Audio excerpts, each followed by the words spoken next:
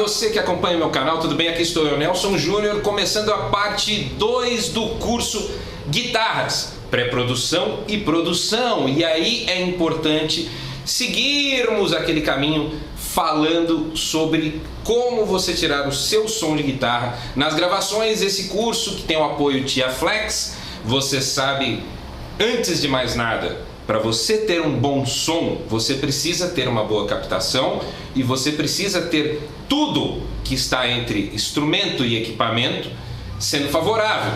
Então é óbvio que se você tem um cabo ruim, você tem um cabo que ele não passa o som da forma fiel, se você tem um cabo que não passa o som de uma maneira que você consiga ter do início ao fim da sua cadeia o mínimo possível de perda ou perda nenhuma, que é o ideal, é óbvio que você não vai ter um som legal se você não tiver um cabo bom. Então, TIAFlex, vai aí na tua região, procura, vai lá, enche o saco do lojista, o lojista, não leva não, leva esse outro. Cara, você é quem deve fazer a diferença. A gente que engole qualquer coisa, vai numa loja, aí o lojista chega e fala assim, não tem essa marca, mas tem essa outra e você quer a marca que você quer, então, bicho, vai lá e fala, obrigado, eu compro na outra. Não, mas leva aqui. Tá, então encomende, faça com que o lojista traga uma marca que seja compatível ao que você quer. Não vá naquela de, eu quero comprar A, o cara me oferece B e vai tudo por isso mesmo. Aquela coisa do brasileiro de engole bala de menta e tá tudo certo. Né? Existem marcas compatíveis no mercado. No entanto, se você não as conhece, pelo menos acredita no que eu estou te falando. Eu posso te falar sobre TIAFlex, eu posso te falar sobre a qualidade desses cabos. Agora vamos ao que interessa no curso, a questão aqui a ser levantada. Uma das coisas que é fundamental na pré-produção, tá? É que você já, como foi dito no vídeo anterior, comece a estudar o que você vai gravar. Porque às vezes, vamos dizer, guitarras limpas. Guitarra limpa, às vezes, um belo simulador funciona. Às vezes você quer uma guitarra, mas você quer um clima mais violão, né? Uma dica interessante é que se você vai gravar uma guitarra limpa, você possa ter mais de uma versão, caso você esteja indeciso. Só que não é mais de uma versão de você tocar aquilo várias vezes, porque aí já é outra técnica de gravação. É você ter uma versão da mesma execução. Então você pega, seja por um direct box, seja uma pedaleira que assim possa. Uma coisa interessante. A G5, ela tem a saída XLR que você pode botar para sair o som da guitarra limpo. Então você pode opcionar você ter um som da guitarra saindo processado dela mesmo e o som limpo dela, e aí você pode mandar para a mesa essas duas vias. E ainda você pode fazer diferente, você ainda pode na saída limpa, por exemplo, ainda dividir duas vezes, uma vai para a mesa e outra vai para um ampli. E aí você pega, você microfona esse ampli, você bota o sinal XLR indo para a mesa e você bota o sinal com efeitos, tal, processado, indo para a mesa. Você escolhe o que é mais interessante para você, sendo que, sendo a mesma execução, você ainda pode usar percentuais na mesa de cada canal. E ainda criar uma sensação de ambiência. Esse aqui é um efeito processado, esse aqui é um efeito que eu coloquei no software de gravação. Esse aqui é o som microfonado ambiente de um amplificador que eu escolhi qualquer. Com isso você consegue algumas opções de som de guitarra limpo na mesma execução. E aí você consegue trabalhar com essa mesma execução de guitarra limpa, tendo os timbres que você quer. Eu conheço uns caras que já vão mais longe, mas aí é pura viagem na maionese. Eu vi caras uma vez gravando assim, gravando as guitarras limpas e ainda gravando com microfones de violão no instrumento guitarra, para poder pegar pleque-pleque, sabe? Coisas. E, putz, aí já é exagero demais. Porque aí o cara pegar pleque-pleque, só ele vai ouvir na imaginação dele, sabe? E fica o tipo de coisa que não vale a pena. Quer ser doido o suficiente? Beleza, você pega, você bota o microfone na 12 tal, e microfone a guitarra no som ambiente. Mas eu já vi doido fazer isso, mas eu acho totalmente desnecessário, porque você consegue o mesmo som sem precisar fazer essas coisas para captar pleque-pleque, para pegar som de instrumento ambiente, que não é o caso, cara. Você está lidando com uma guitarra. Se você vai tocar com um violão, que é um instrumento realmente acústico, aí nós falaremos também hoje, aí vale a pena você fazer isso, tá? Então, e outra, não só vale a pena, como eu aconselho você a fazer isso, tá certo? Então vamos lá, você pega e você vai testar as possibilidades. Ainda com essa subdivisão que eu falei, de ainda você poder pegar do amplificador, você pode ainda no amplificador colocar microfone na boca do falante, um pouco mais ao lado. Você pode botar microfone atrás, você pode botar microfone em tudo quanto é lugar ali. Isso é muito importante. Mas vamos continuar raciocinando. Com todas essas opções, e aí você vai criando esses inúmeros canais, hoje em dia o limite é o processamento. Então tudo depende do processamento do computador aguentar tudo que você vai enfiar nele ali, né? Mas aí eu te digo o seguinte, agora é o Nelson Júnior, advogado do diabo, agora falando para você, meu amigo. O som limpo, quando você toca no teu ampli, com a tua banda, etc., você já consegue ele. O teu ouvido no referencial do estúdio já chegou naquele som limpo.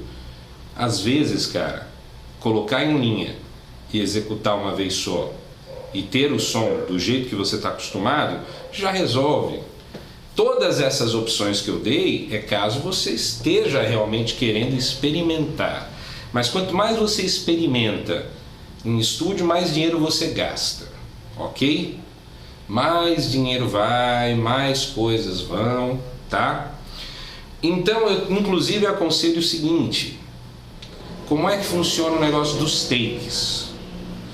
Guitarra limpa, o take tem que ser perfeito e tal, e o ideal é que hajam nuances de interpretação, e aí é legal você ter as nuances de interpretação e tudo mais. Às vezes alguns engenheiros de som são maníacos, né? E os caras ficam tentando achar pelo em ovo de botar tudo no grid e ainda tentam te convencer que tudo no grid está certo. Lá fora ninguém trabalha assim não, isso é coisa de brasileiro ridículo. Por quê? Porque existe a questão de que os próprios softwares, você pega software de bateria eletrônica, ele vem com humanizer e já vem o humanizer ligado no normal, que vai interpretar uns vai e vem que nunca vão ser igual o vai e vem humano, mas eles tentam fazer a coisa desse jeito. Se lá fora existe a preocupação com a humanização da música, meu amigo, pera lá, né? E a questão da música, afinação de voz, etc.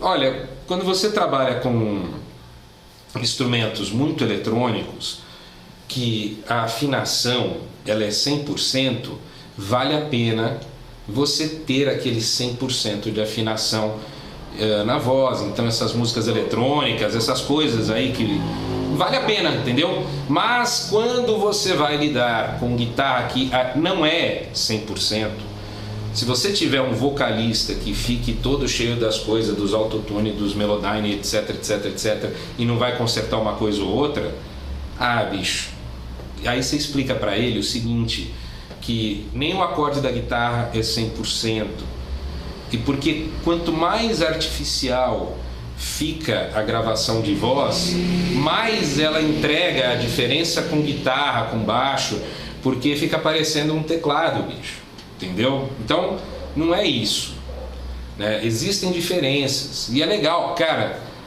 ouça orquestras tocando, corais cantando, você vai ver que, na verdade, é isso que compõe as camadas que são necessárias.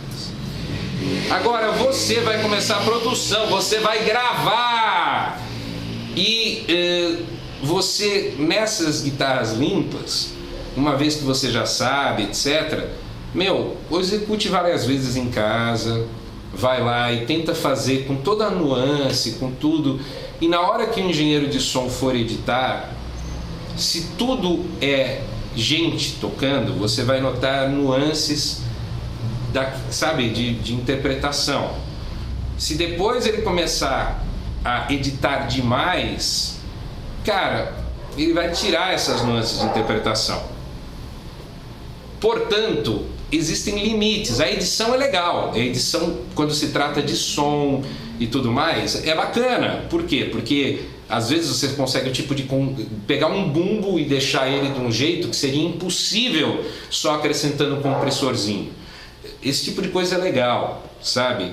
Mas, e principalmente que no rock, por exemplo, vamos conversar sobre isso. No rock, o bumbo, aquela coisa dele ter sutileza de forte e fraco e tudo mais, é meio que desconsiderado. É tudo meio por igual. Então, às vezes, o pessoal até usa o Sound Replacer e outros recursos para realmente substituir todos aqueles bumbos. Mas com guitarra, meu amigo, a coisa é mais ou menos assim. Tenha uma boa interpretação, tenha uma boa compressão para você ter um bom som. Ah, mas você quer a coisa toda com nuances, porque na verdade você toca uma linha jazz, fusion, e você não quer as coisas mais assim. Então vamos falar uma coisa sobre a questão de interpretação com relação às cordas. Você vai gravar um som limpo, cara, é aconselhável compressão, sim, porque na hora que você bate nas cordas você não tem elas por igual, e nem sempre você ouve na gravação o que você queria ouvir. É meio complicado, porque às vezes você está tocando com amplificador, as coisas aparecem, porque o amplificador ele tem uma determinada dinâmica. Você vai ter que experimentar se você precisa de compressão ou não precisa de compressão, mas com som limpo sempre é legal ter uma compressão para você ter a diferença de frequências compensadas entre as cordas mais agudas e as cordas graves. Isso também é muito importante com relação a violão, quando você tem os violonistas. Quantas vezes eu já não fiz uns vídeos aí para a internet mesmo, com uma captação muito boa, porque essa câmera capta muito bem, e aí de repente você ouve a captação e você vê que tem uma diferença entre o grave e o agudo, e aí você não tem exatamente a tua interpretação ali. E isso mesmo comprimindo. É meio complexo, você na hora de captar você tem que prestar atenção nesses detalhes, porque depois que você acrescenta o fermento no bolo você não tira, beleza? E aí acontecem outras coisas interessantes, como por exemplo você ter o violão. A gente estava falando do violão, captação de violão. Aí nós estamos falando de se o violão tem algum captador, você manda uma via no captador. Se o som que você está mandando não é o que você queria, ou se você tem tempo para realmente extrair som, você tem que fazer o seguinte: o som do teu violão acústico te agrada, é o que é legal, beleza. Primeiro lugar, cordas boas e novas. Muito boas e muito novas. Tá, isso é legal com qualquer gravação de guitarra? Mas às vezes guitarra a gente até deixa a corda aclimatar, aquela história do a corda lacear, a corda ficar certinha, a gente deixa. Isso é verdade. Às vezes nós deixamos a corda ficar numa determinada situação que para nós vai ser mais agradável auditivamente. Mas aí é que pega a história. Tá, a corda ela vai ficar daquele jeito e tal, e com relação ao que diz respeito à sonoridade do instrumento, quando se trata de acústico. No acústico, a corda é um grande percentual do teu timbre. Você ter uma boa corda. Então não adianta você não estar com uma corda bem legal, com o brilho certo e tudo mais. Então você tem que ver se o teu instrumento já está com o som certo. Então ouça ele de forma acústica. Ouça ele microfonado e ouça ele com o captador. Aí eu aconselho que você faça o seguinte. Uma gravação de violão, que o violão é parte de uma música. Olha bem o que eu estou falando. Ele é parte da música. O que eu quero dizer? Lógico, você está lá, ele é parte da música. Nós estamos falando de uma coisa que diz respeito a gravar o violão, ele ser parte da música como um instrumento qualquer, mas ele, vamos dizer, todas as nuances dele acústico não seriam tão importantes, tanto a ponto de você, por exemplo, se você puser um simulador acústico na tua guitarra, de poder chegar no que você quer, tá? Auditivamente. Caso ele seja apenas mais um instrumento, veja o que vai poupar tempo para você na gravação, porque você, na verdade, não vai ter a viagem do século para fazer o violão, que na verdade vai ser uma coisa ali no meio. Agora, vamos dizer, o violão é a alma da música, daquela música. Ou a música é só o violão, ou aquela guitarra acústica, né? Porque acoustic guitar, o que é o violão? É uma guitarra acústica. Então você precisa, e isso serve para qualquer instrumento acústico. Então você pega, se o violão tiver a captação, vai pela captação do violão. Beleza? Aí você regula, tal, tem equalização aqui, o engenheiro de som vai te ajudar, porque você não vai estar ouvindo na técnica aquilo, e também não é aconselhável que você ouça, porque vai misturar as bolas do que está acústico, né? Então vai precisar alguém fazer isso, pode até gravar lá e você ouvir para fazer um testezinho, né? Aí, um microfone na boca, depende muito de como é a tua interação, se você é aqueles caras que vai fazer aqueles malabarismo acústico com violão e tudo mais, vai ser a distância desse violão na boca, tá? Algumas vezes, se você vai trabalhar com percussão no violão, você vai ter que ter um microfone no próprio violão, pegando mais isso. E tem uns microfones interessantes que o pessoal usa até em assoalho para gravar gente sapateando, e é muito legal isso. Pode ser usado um desses. No entanto, vamos dizer, o que está no ambiente já vai ser interessante. Eu só estou exagerando um pouquinho, mas você tem condição de botar um na boca do violão, um direcionado à casa 12, porque é uma região interessante do violão, onde você tem o reverberar das cordas das 2/8 do violão, por assim dizer, né? Você tem o reverberar das cordas de uma forma interessante quando você volta ele para casa 12. Geralmente se grava com um microfone voltado para casa 12, um na boca do falante e um ambiente, um overall como se fosse de bateria. Aí você pega e você joga ainda uma via pro som ali para você ter a captação do violão indo lá. sabe, no software de gravação, você completa tudo, porque você pode escolher o percentual de cada um. E aí você tem o melhor som ambiente, o melhor isso, o melhor aquilo outro, e aí você tem ainda uma via saindo do teu instrumento. Com a questão do que você quer, você vai ter todas as ferramentas para depois da primeira execução escolher o que você quer. Porque o que acontece, como é a mesma execução, vai soar o mesmo violão, mesmo que você use percentuais daquilo, inclusive para criar uma ambiência, tá? Existem outras coisas que podem ser feitas?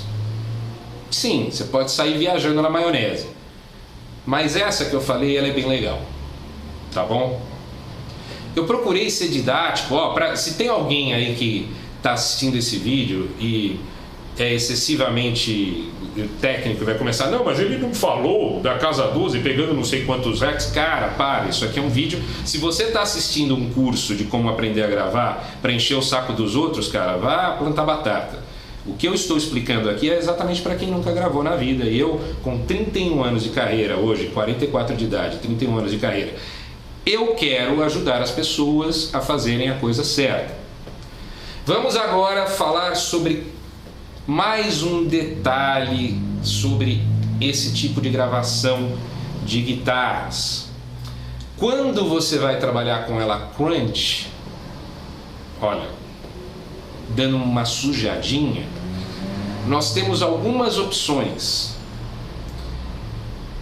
Nós podemos gravar guitarras limpas e fazer um reamp, caso a gente tenha dúvidas. E o que é um reamp? O reamp pode ser feito em qualquer momento da gravação, com qualquer coisa, porque basicamente é você pegar o que está gravado limpo, sem nada, enviar de volta e captar de novo. Então você pode ter gravado uma guitarra, vamos dizer que você gravou uma guitarra toda em linha e gravou uma guitarra limpa em paralelo. Você pega o reamp, que é exatamente você retomar essa gravação. Você pega e você, após captar o sinal, após ter o sinal captado, que está lá intacto, limpo, você manda para um amplificador e satura ele, faz o que você quer. Isso funciona inclusive com guitarras sujas. Se você, por exemplo, gravou tudo, mas você tem esse canal limpo, e é muito legal se você tiver sempre essa opção de canal limpo. Isso é uma coisa que me atraía muito e me atrai. Me parece que na G5N não vai vir esse recurso aqui, né? A guitarra, como ela não chegou na minha mão, não é me parece, eu já vou falar qual é que é. Não vem esse recurso, que é uma via que você pode mandar limpa. E isso, por quê? Porque o pessoal se centrou numas opções no equipamento que permitem o uso ao vivo, porque muita gente queria algumas coisinhas que foram introduzidas para melhorar e facilitar o acesso a certas funções, porque o pessoal que quer acessar quantidade de banco, quer acessar coisas assim, embora seja muito acessível. Eu pelo menos me viro bem, eu gosto muito dela. Provavelmente eu não a aposente, eu continue usando, porque ela possibilita que eu mande uma via. Na verdade é assim, ela possibilita um pouco mais. Ela possibilita que eu mande uma via fone de ouvido, outra via amplificador e outra via XLR. Então eu posso usar todas essas vias para mandar os sinais de forma diferente. Eu posso mandar para o ampli gravar, posso mandar XLR e ter o sinal para que eu possa fazer um reamp depois, que é passar o sinal que está gravado de novo para o amplificador, saturar e depois devolver. Então, cara, isso é maluquice. Então eu acho muito bom, eu aconselho todos que ainda querem, conselho meu, tá querendo uma G5, eu acredito que a G5N tenha melhoramentos fantásticos na parte de som, e eu acredito que ela vá ser espetacular para o uso realmente ao vivo, eu acredito que ela vai ter muitos melhoramentos, porque a Zoom ela sempre está dando um passo à frente, mas essa facilidade de você ter um sinalzinho a mais, cara, se você quer esse negócio para você poder fazer uma execução só e ter tudo isso, você pode ter ela na mão, mas não é primordial, porque você pode ter um Direct Box.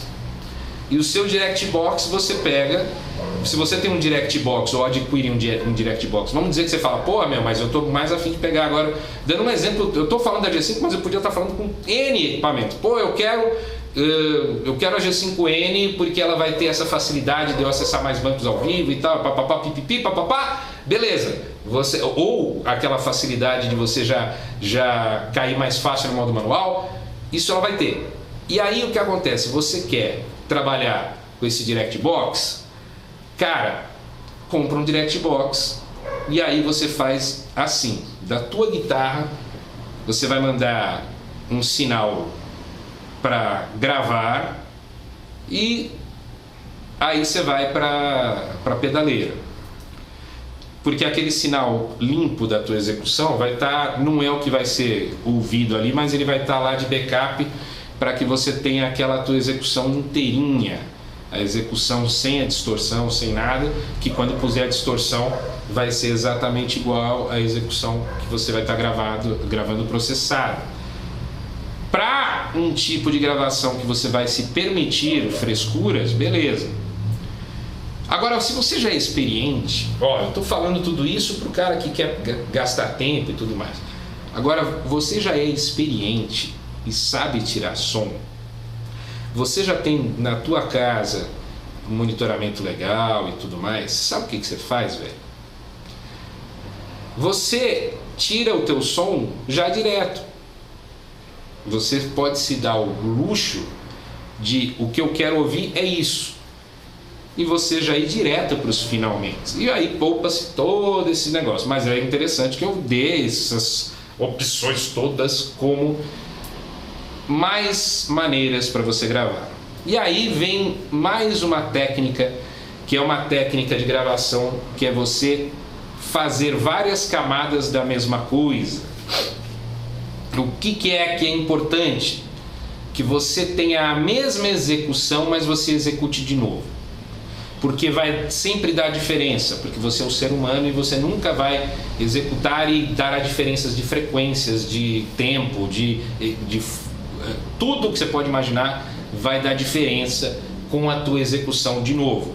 Então você pega uma guitarra, vai ser a base pesada, suja, grava ela 8 vezes. Ah, mas aí eu vou gravar 8 vezes com todos esses canais? Não, cara. Se você vai gravar para você conseguir essa montanha, esse bololô aí de guitarras, não, cara, você já pega e já vê o primeiro timbre, porque senão você vai daqui a pouco estar gravando 30 canais de guitarra. Não é assim.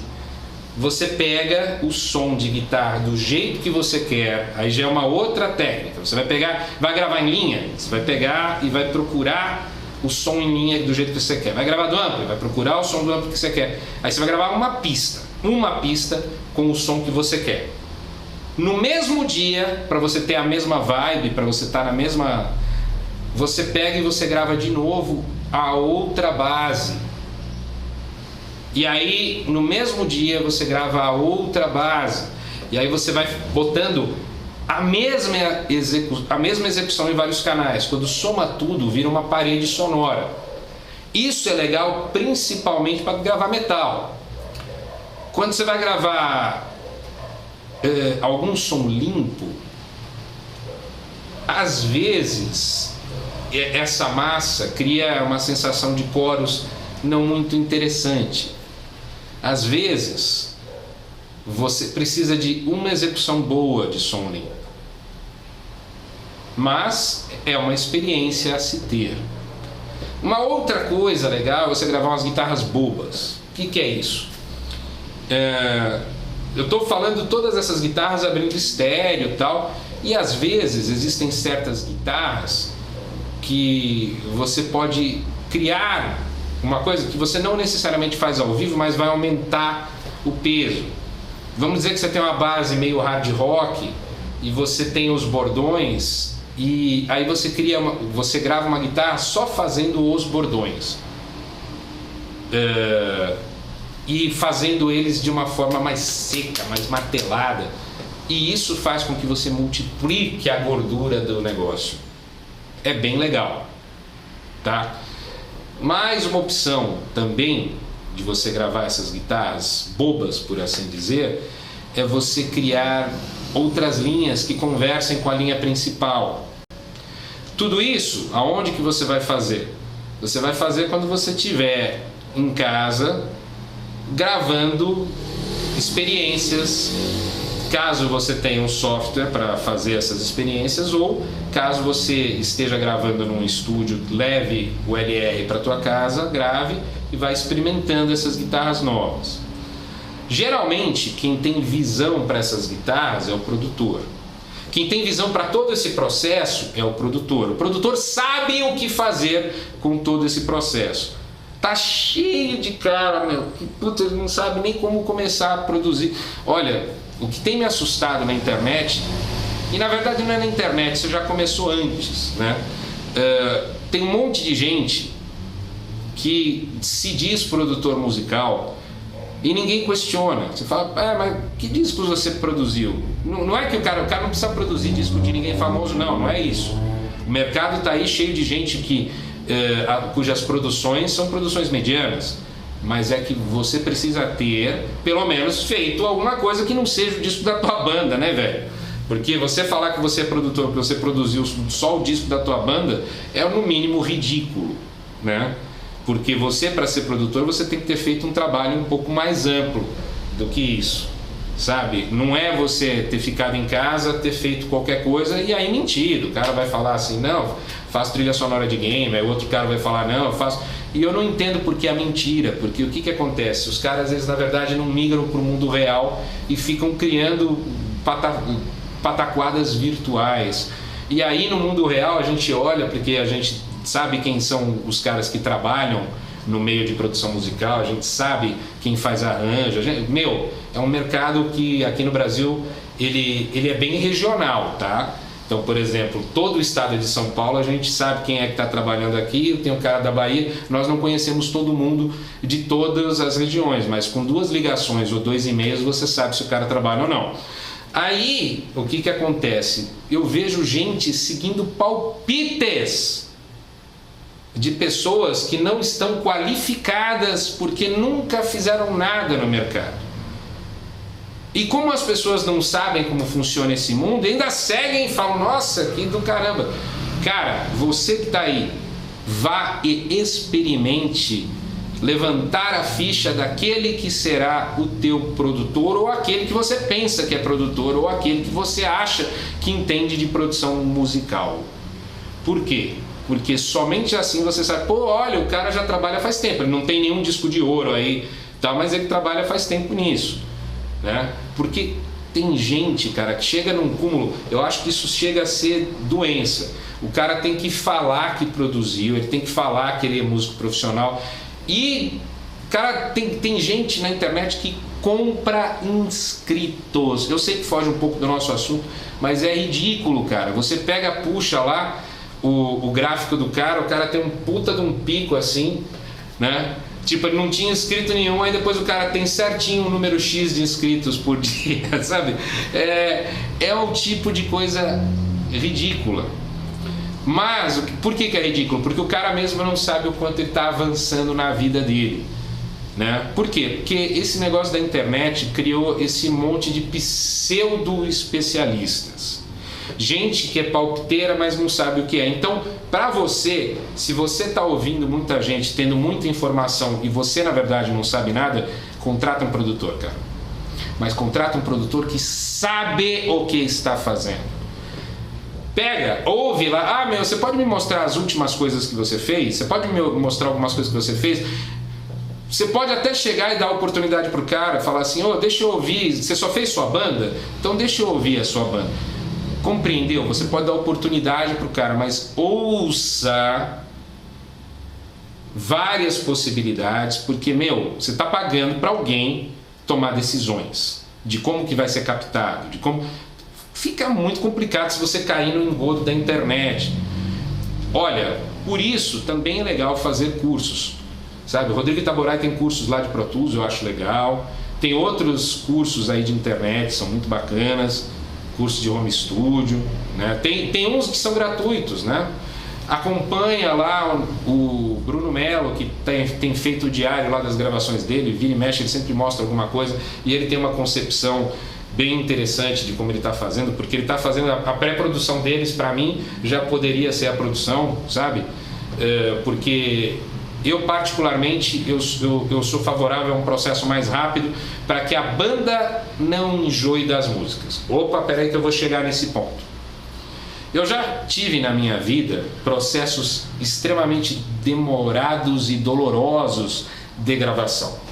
O que acontece? A banda pega, aí começa a gravar, aí tem todo um parto antes de gravar, aquela coisa de revisar arranjo e tudo mais, aí começa a grava a bateria. Aí todo mundo leva lá a bateria para casa, tal. Isso antes de ter internet, essas coisas, a gente levava a fitinha, aí pegava, todo mundo ficava ensaiando mais ou menos aquela execução tal de cada música, aí pegava, ia gravar, e aí não tinha aquela coisa de você poder editar, tinha que ser a boa, então eram milhares de takes até que você, que é perfeccionista, vá ter aquele take que você gosta. Foi aí que foi meu grande aprendizado, porque o que acontece? Eu aprendi a gravar muito bem, muito rápido, em poucos takes, para não dizer que a maioria das vezes num só. Por quê? Porque quando você está fazendo o teu trampo, você pode ser indulgente. Quando alguém contrata você e fala assim, ó, velho, vem cá, vamos gravar um pop rock, vamos gravar um samba, vamos gravar sei lá o quê, e você vai lá e você tem que poupar tempo, porque o dinheiro do cara é as horas de estúdio e tudo mais, e ele vai te contratar por X músicas, e se você tiver uma boa execução, vai ser mais vezes que você vai ser chamado. Cara, você quer poupar o dinheiro do cara. Aí você quer ser o mais rápido possível, porque na verdade você pode fechar duas coisas, ou você fecha por hora, ou você fecha pelo trabalho como um todo, né? Que é o que eu acho mais justo, porque você pode ser um cara rápido, resolver em poucas horas, mas finalizar o disco do cara pela tua técnica. Aí o cara chega, o cara gastou menos horas de estúdio, o cara vai, saca o dinheiro do bolso e ele te paga feliz, né? Então, aí é legal quando você é músico de estúdio, mas voltando a esse assunto da banda, cara, se você fica revirando demais, às vezes a banda enjoa das músicas. Isso é uma coisa que é terrível. Por quê? Porque o disco demora tipo 2, 3 anos para sair.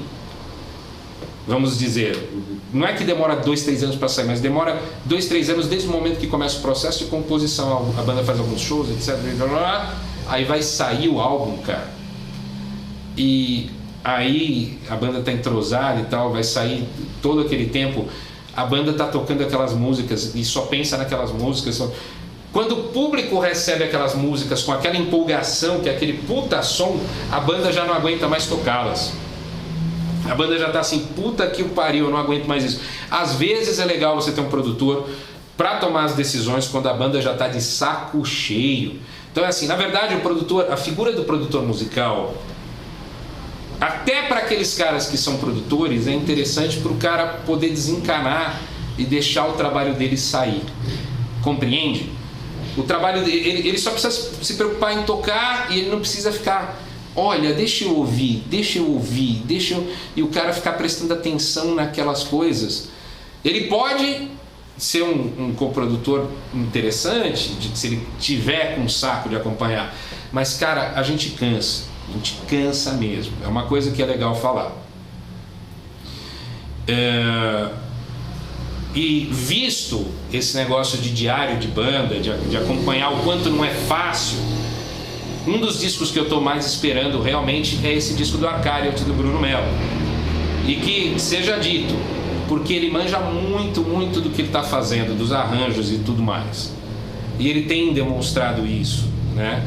E o fato dele estar indo no estúdio e a coisa às vezes mudando a forma, vai fazer com que eles enjoem menos do processo. Porque chega no final, cara, você ouvir milhares de vezes a mesma música, cansa. E aí é complicado porque aí você depois vai fazer shows daquilo. E se você enjoou daquilo, aquilo para você já está saturado, aí é difícil, porque já é o que você vai trabalhar logo em seguida. Então é até interessante que haja o produtor, para que o produtor ele dê o descanso na tua orelha, né? E isso é muito legal mesmo, né? Então, mais uma vez, agradeço a vocês, aconselho como vídeos complementares, como eu te falei, todos do Rodrigo Taborai, esses da produção do disco do Bruno Melo, aí do Arcariot aí que ele está fazendo, e outros mais que ele fala ali, que são muito legais, porque com isso vocês vão ver outra visão ainda e mais coisas complementares a tudo isso que eu estou falando, porque aí vocês vão estar acompanhando o nascimento desse trabalho assim de banda.